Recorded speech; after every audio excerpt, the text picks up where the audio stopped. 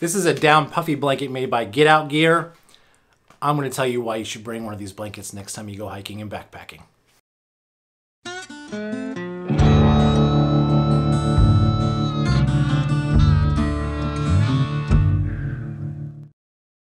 Hey, what's going on? It's Matt. Welcome back to the channel. We're going to talk about blankets today and the argument that I have on why this should be on your next backpacking, hiking, and of course, camping trip. This one in my hand right here was sent to me by Get Out Gear. This is their down puffy blanket. And it's, as you can see, this packs down to a really small size. It's about 12 inches by 5 inches. And it can get even smaller. And in here is a full-size blanket that works out to be probably 77 to 80 inches by 50. I got this awesome orange color simply for the fact that I wanted a high vis in it. It's matchy-matchy with my, with my sleeping bag. And so these guys sent this to me. I don't need to review it. I've actually been around and used enough of these blankets to note the quality. This particular blanket, though, does have some features which I think is pretty cool, but let's just lay it out real quickly so you can get an idea of how big it actually is. So as you can see, the blanket is, like I said, around 77, 80 inches by 50. When you watch me lay down on it, you can see I'm 6'4", I'm a big guy. I fit on it, but barely. One of the cool things and unique things about this particular blanket that I've not seen on other ones is that there is a snap, and there's 3 of them. And when you snap them together, you basically can wear this thing like a poncho.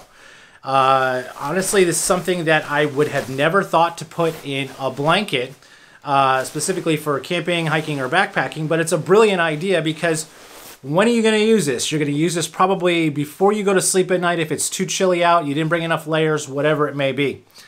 This has got 20D Rip Stop Nylon on the outside. The outside, from what I understand, is coated with the DWR, which is basically, it's a beading agent. It's not waterproof, it's water resistant. You know, if you get down wet, it clumps and it loses its insulation properties. But the reason why you would want down is because this whole blanket only weighs 1 pound.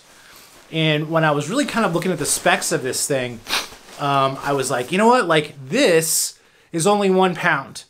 And my sleeping bag, which is the Big Agnes Anvil Horn 30, and I only go down to a 30 bag. It's the coldest bag that I own. I know a lot of people think that's crazy, but I always bring a liner with my bags. The Big Agnes liners, if you're not familiar with it, it's literally a sheet. It's not something that you crawl into. The system bags that Big Agnes makes essentially don't have a bottom on it because it integrates with the sleeping pad. However, that's why I bring the sleeping bag liner all the time. And that sleeping bag liner, and mind you, it's just 1 sheet, is roughly 10 ounces.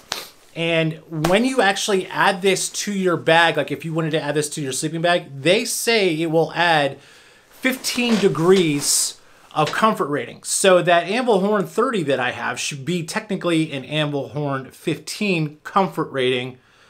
You don't want to be in that weather and that stuff. So, and when you do the math on everything, as far as the weight in ounces are concerned, because Big Agnes does make a down Anvil Horn 15, the weight of that bag is 2 pounds, 12 ounces. The one that I have, which is the 30, is 2 pounds, 7 ounces. If the liner's 10 ounces, right, and this basically is a net of 11, right, or this is, it's a net of 11 because if you take the weight and you minus it, there's 5 ounces left over between the 2 bags, and then you add this back in, you're technically 11 ounces over than what you were if you did not bring this. However, you're only 1 ounce over if you brought the sleeping bag liner. Did that make sense?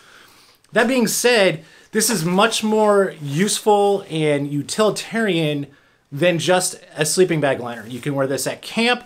You could throw it over your shoulders with those snaps and actually hike with it if you get super cold. But this was the argument that I wanted to make, is that this thing packs down relatively to nothing. And essentially, it's only, it's only, like I said, 12 inches by 5 inches. It's only a pound. You can lose a pound somewhere in your bag. You just don't know it. For me, what I'm going to start doing is I'm going to stop taking my sleeping bag liner, and I'm going to start taking this.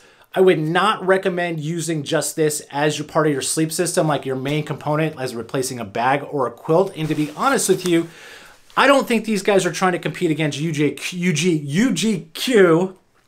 Wow, can't even say that. Or any of those larger quilt manufacturers that will cost you $300. This is only $70 for the down. They make it in a synthetic. However, I want to show you something. Because I own a bunch of these things, but I just haven't found one that I'm just crazy about. This is one that I bought off of Amazon. This company, I don't know, it's probably defunct now, but I paid $60 for this. This is synthetic. This is much larger when it's packed down. You can't get it any smaller.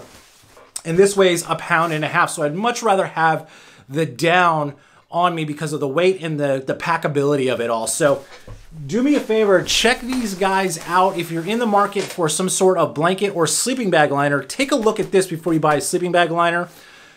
Take a look at this before you buy an even colder bag. Let's be honest here. Most of us are 3-season hikers and backpackers. We don't need that 0-degree bag.